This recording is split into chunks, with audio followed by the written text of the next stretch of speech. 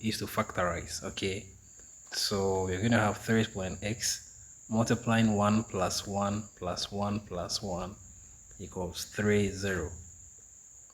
So our equation becomes 3 exponent x times 4 equals 3, 0.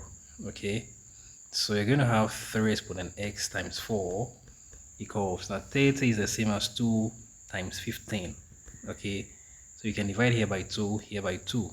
So this cancels this, 2, 1, 2, 2. So we are left with 3 exponent x times 2 equals 15. Now 15 is the same as 3 times 5. Okay, so we're going to apply logarithm here. So log 3 exponent x times 2 equals log 3 times 5. Now we are going to apply the product law of logarithm. So log a times b equals log a plus log b. So we are going to have log 3 exponent x plus log 2 equals log 3 plus log, okay, plus log 5. Now let's apply the logarithm definition here. Okay,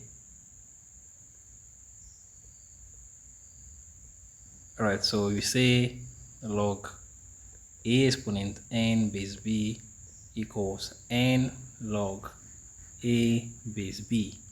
So we're going to have x log 3 plus log 2 equals log 3 plus log 5. All right, so we are going to transpose log 2. So we have x log 3 equals log 3 plus log 5 minus log 2. All right, so at this point, we are going to divide the terms of the equation by log 3. So here by log 3, here by log 3, here by log 3, okay, log 3, here by log 3. All right, so we're going to have,